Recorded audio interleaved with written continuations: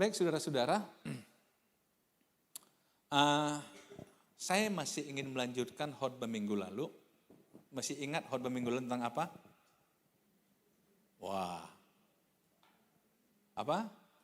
Keinginan, ya, keinginan. Ya, biasa, banyak belajar, banyak lupa. Sedikit belajar, sedikit lupa, tidak belajar, tidak lupa. Itu motonya mahasiswa. Iya kan? Dulu saya punya mahasiswa, saudara, karena dia kalau belajar stres, apalagi mau ujian, dia bilang semua masalah, kalau dikalikan 0 hasilnya kan 0. Udah kalikan aja 0 semua.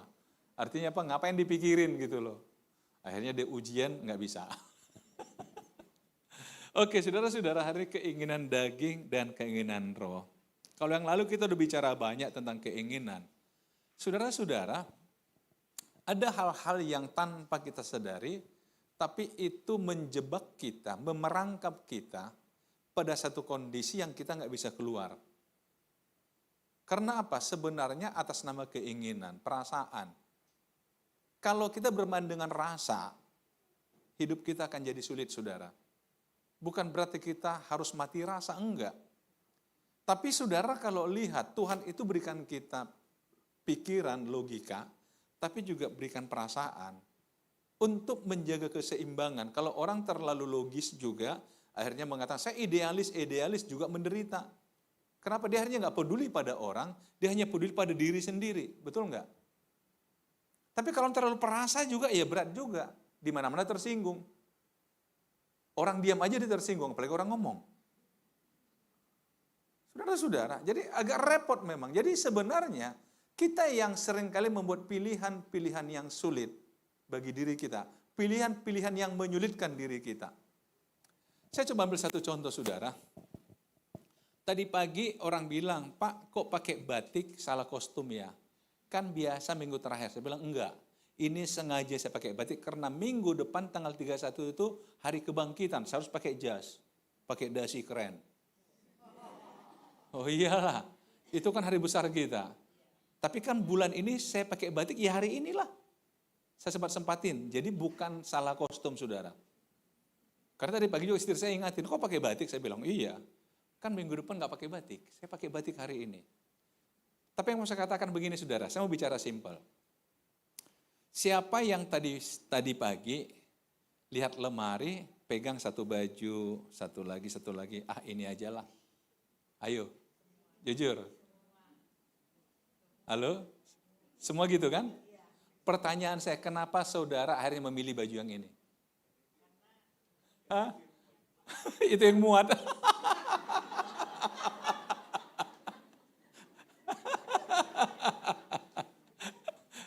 Mungkin itu hanya satu orang yang begitu.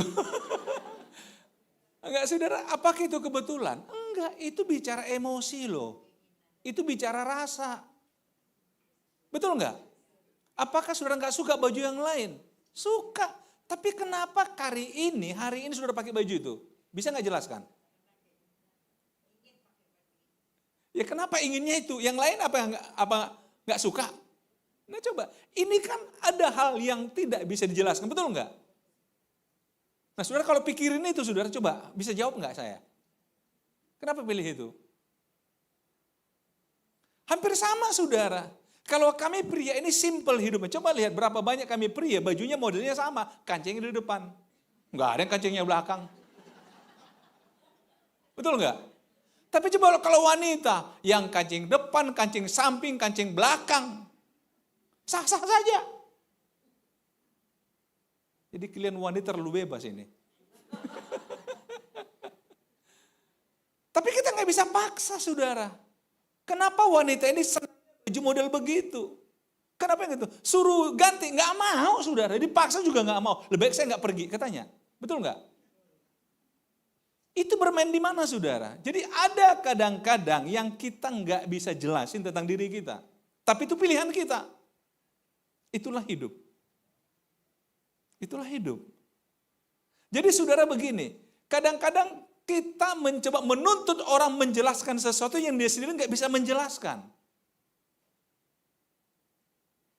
Kita harus terima apa adanya dia. Saya senang dulu saya punya pendeta waktu saya masih tugas pelayanan di daerah Semarang sana. Pendeta saya masih remaja waktu itu, masih 19 tahun, mau 19 ke 20 begitu. Ada satu nasihat dia, tiba-tiba dia katakan begini, mungkin dilihat saya sedang dalam masa peralihan ya, seorang remaja pengen jadi pendeta, mungkin dilihat cara berpakaian saya, pengen seolah-olah formal sekali dan sebagainya. Akhirnya satu ketika dia panggil saya, gini aja, kamu kalau memilih pakaian, pakailah yang buat kamu nyaman dan orang gak terganggu, itu aja ukurannya. Sebab kalau kita nyaman, orang terganggu, yang gak nyaman orang lain. Betul nggak? Nah, rumusannya kamu nyaman dan orang tidak terganggu. Nah, coba pikirin saudara. Berat kan? Tapi standarnya itu, artinya orang katakan kebebasanmu itu dibatasi oleh kebebasan orang lain. Oh, jadi bicara apa gitu ini ya? Jadi kalau kita bicara masalah keinginan daging, nah mari kita coba buka Alkitab. Di dalam Galatia pasal 5 ayat 24-25, barang siapa menjadi milik Kristus Yesus, ia telah menyalibkan daging dengan segala hawa nafsu dan keinginannya. Jikalau kita hidup oleh roh, baiklah kita hidup juga dipimpin roh. Baiklah hidup kita juga dipimpin roh. Saudara, minggu lalu saya sudah jelaskan banyak hal tentang keinginan, tentang hawa nafsu. Yang itulah membuat orang hanya membunuh, berkelahi, iri hati, dan sebagainya. Karena keinginan. Jadi kalau keinginan kita ini, kita ikut, kita akan jadi liar, saudara. Karena keinginan ini nggak ada berhentinya, saudara. Ketika keinginan A tercapai, pasti kita memberikan target keinginan berikutnya, dan berikutnya. Itu keinginan. Saudara-saudara, minggu lalu saya sudah sampaikan misalnya, jebakan iblis bagi Hawa adalah ketika iblis, ular katakan, engkau akan jadi seperti, kan keinginan yang diganggu. Engkau akan jadi seperti, ingin seperti. Akhirnya Hawa mulai melihat, oh menarik hati, keinginan lagi kan. Keinginan timbul, akhirnya mengambil. Apa yang terjadi saudara? Dalam bahasa Alkitab saudara, manusia itu diciptakan menurut gambar dan rupa Allah. Jadi formatnya kita itu Allah. Tetapi kan tetap ada batasnya antara manusia dan Allah. Jadi kepada Hawa, iblis coba katakan, kau akan jadi seperti, artinya apa? Engkau akan naik kelas. Tapi kenyataan saudara, begitu Hawa ambil buah itu, gambar Allah rusak dalam dirinya. Bukannya jadi seperti Allah, tapi jadi semakin jauh dari Allah. Nah ini saudara. Nah karena itulah saudara, dikatakan salibkan keinginanmu. Matikan keinginanmu. Jadi orang banyak sebenarnya masuk dalam masalah karena keinginannya. Karena keinginannya. Jadi kalau saudara mengaku milik Kristus harus disalibkan. Bentar lagi kita Paskah saudara. Harus disalibkan keinginan itu. Nah, jikalau kita hidup oleh roh, baiklah kita hidup juga oleh roh. Jadi saudara, daging dan roh. Kemudian di ayat yang ke-17, saya naik ke atas, sebab keinginan daging berlawanan dengan keinginan roh, dan keinginan roh berlawanan dengan keinginan daging. Karena keduanya bertentangan. Sehingga kamu setiap kali tidak melakukan apa yang kamu kehendaki. Perhatikan, kamu melakukan apa yang setiap kali kamu tidak melakukan apa yang kamu kehendaki. Aneh kan? Berapa banyak kita melakukan apa yang kita tidak suka?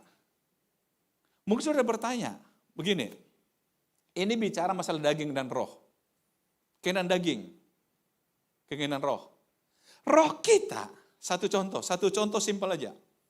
Roh kita misalnya ingin berkata tidak. Tapi daging bilang, udahlah, bilang aja iya. Akhirnya kita bilang iya.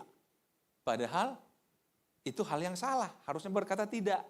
Nggak mau. Misalkan ada tawaran yang salah. Roh kita kan, jangan, hati-hati loh. Itu nggak boleh loh. Daging katakan, ambil aja lah, nggak apa-apalah. Atau simpelnya begini saudara. Saudara dengar firman Allah, roh saudara mulai bersemangat. Waduh, ketika roh Tuhan bekerja tentang ibadah kita, saudara mulai rohnya, waduh amin, haleluya, amin, puji Tuhan, amin, iya Tuhan, saya setuju Tuhan. Tak begitu pulang, daging mengatakan, serius lu? Yang benar, mau kayak gitu. Udah siap belum? Nah coba. Halo? Siap belum? Hati-hati loh. Akhirnya roh kalah. Roh kalah. Karena itu saudara-saudara, Yesus pernah berkata, di malam terakhir, sebelum dia ditangkap. Di malam dia ditangkap saudara. Jadi waktu itu Yesus berdoa di Taman Getsemane. Dia ajak berapa murid dan 3 murid diajak lebih mendekat dengan dia. Yesus ajak mereka berdoa dan Yesus mulai melangkah ke depan berapa langkah, dia berdoa. Begitu dia murid, ya tidur. Yesus bangunin. Tidakkah kamu bertahan 1 jam saja dengan aku? Pergi lagi Yesus. Balik lagi, tidur lagi. Dan Yesus katakan apa? Berjaga-jaga dan berdoalah supaya kamu jangan jatuh ke dalam pencobaan. Roh memang penurut tapi daging lemah. Dalam diri kita roh itu penurut. Tapi daging kita ini lemah. Roh itu adalah sarana komunikasi dengan Allah. Tuhan bicara lewat roh kita untuk berkata ya jika ya dan tidak jika tidak. Tapi daging kita mengatakan, ya nanti kalau bilang ya nanti gimana dia? Kalau kamu bilang nanti gimana? Akhirnya kita katakan atau lakukan sesuatu yang tidak kita kendaki. Nangkap saudara? Halo? Karena itu saudara, saya pernah baca buku bagaimana berkata tidak. Karena tidak semua orang sanggup berkata tidak, walaupun hatinya berkata tidak. Betul saudara? Halo? Gimana saudara, masih bangun? Melakukan yang tidak kamu kehendaki. Coba bayangin, kalau sampai-sampai kita hidup banyak hal yang kita lakukan yang kita nggak suka. Melakukan yang tidak kita kehendaki, yang jadi korban siapa? Ya kita. Ya kita. Tapi maksudnya adalah keinginan daging itu kan bukan sesuatu yang kita kehendaki. Keinginan roh ini yang kita kehendaki. Misalnya begini, coba saudara lihat. Perbuatan daging telah nyata yaitu percabulan, kecemaran, hawa nafsu, penyembahan berhala, sihir, perseteruan, perselisihan, iri hati, amarah, kepentingan diri sendiri, percideraan, roh pemecah, kedengkian, kemabukan, pesta pora, dan sebagainya. Dan sebagainya, silahkan tambahin itu artinya saudara. Tapi ini kan hal-hal yang negatif. Betul nggak? Bukankah yang ini nggak pernah dipamerkan orang? Ini hal-hal yang nggak menjadi kebanggaan kan? Tapi kenapa orang mau melakukan itu hal yang negatif? Karena daging. Dia nggak bisa mengalahkan daging. Dia nggak bisa. Satu ketika ada seorang katakan sama saya begini, bertanyalah, tepatnya bertanya. Bertanya pada saya begini, kenapa ya dulu papa saya itu bisa tiba-tiba tinggalkan kami 3 bulan, 6 bulan, setahun bahkan. Tiba-tiba balik. Tapi kalau balik, dia ciumi kaki mama saya. Minta ampun, menangis. Dia tanya saya, apa yang terjadi pada papa saya? Apakah munafik? Saya bilang enggak. Enggak. Karena orang, sejahat-jahatnya orang, mesti ada kebaikan yang tersimpan walaupun mungkin terpendam dalam lubuk hatinya. Ketika kebaikan itu muncul, dia mulai tersadarkan bahwa dia sudah melakukan kesalahan, akhirnya dia pulang ke rumah dan memohon ampun. Tetapi kenapa hanya bertahan 1-2 hari? Karena daging kembali tarik dia. Nangkap saudara?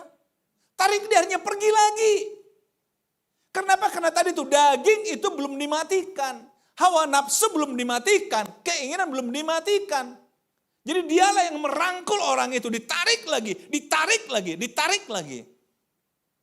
Jadi saudara kalau melihat ada orang, kok susah sekali buat dia berubah? Ya iya, karena dia masih dikendalikan oleh daging.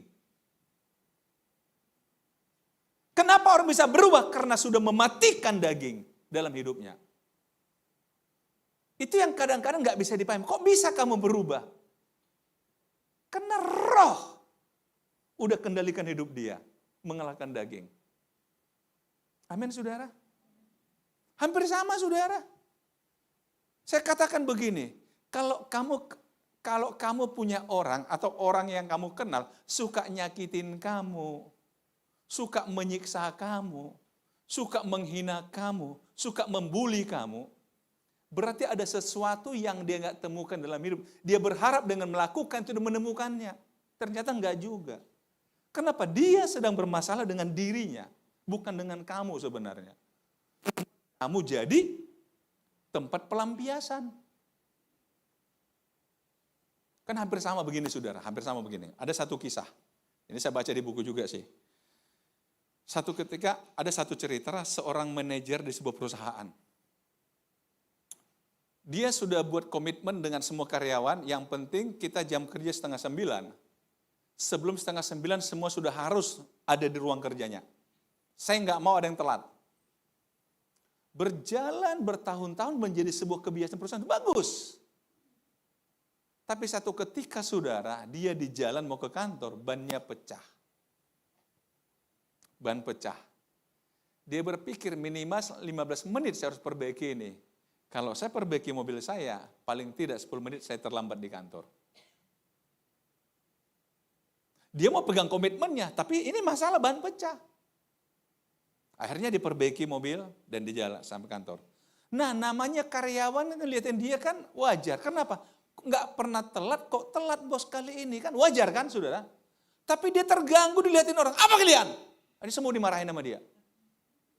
Kemudian dia panggil sekretaris ke kantor, dia marah-marahin.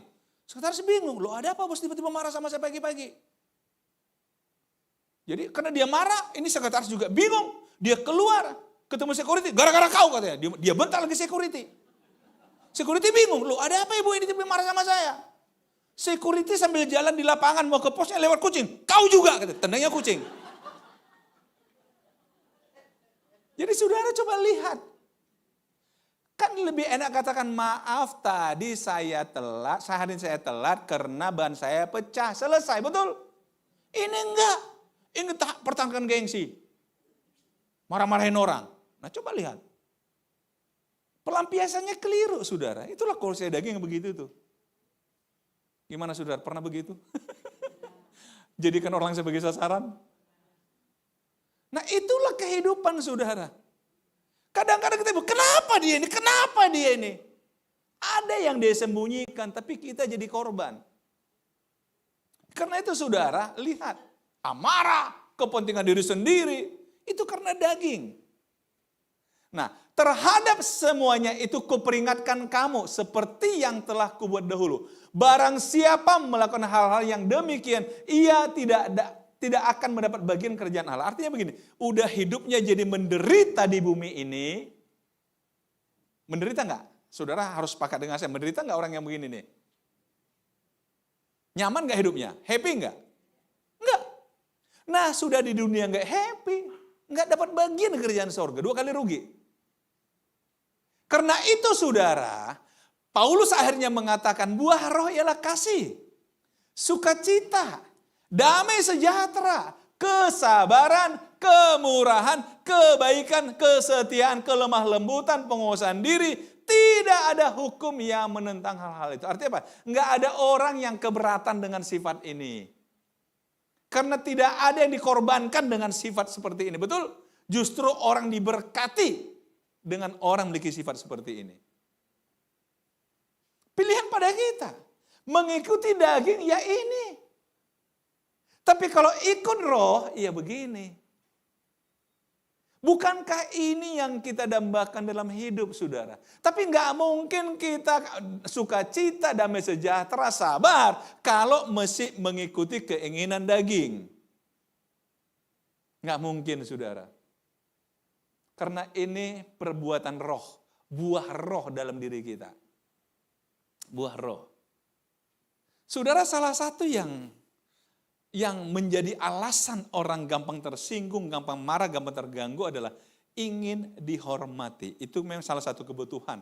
Kalau saudara baca teori kebutuhannya Maslow, betul nggak? Ingin dihargai, ingin dihormati.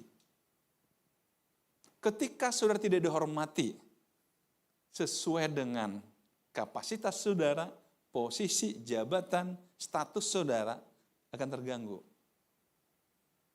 Karena itu saudara, ini menjelang Paskah, kita belajar dari Filipi pasal 2 tentang Yesus Kristus. Perhatikan, hendaklah kamu dalam hidupmu bersama menaruh pikiran dan perasaan, pikiran perasaan. Tadi saya katakan pikiran, perasaan. Ini yang kendalikan hidup kita. Pikiran, perasaan yang terdapat juga dalam Kristus Yesus. Yang walaupun dalam rupa Allah. Walaupun dia adalah Allah, tidak menganggap kesetaraan dengan Allah sebagai milik yang harus apa? Dipertahankan. Ego. Melainkan telah mengosongkan dirinya sendiri dan mengambil rupa seorang hamba. Bukan berarti keahliannya hilang, enggak, tetap ada pada dia. Mengosongkan diri. Terjemahan lain dikatakan made himself nothing. Aku bukan siapa-siapa. Persoalan kita adalah, apa kau enggak kenal siapa aku? Apa dia enggak tahu siapa aku? Kasih tahu dulu dia. Gimana saudara? Karena apa? Kita selalu diperlakukan dengan kapasitas yang kita miliki.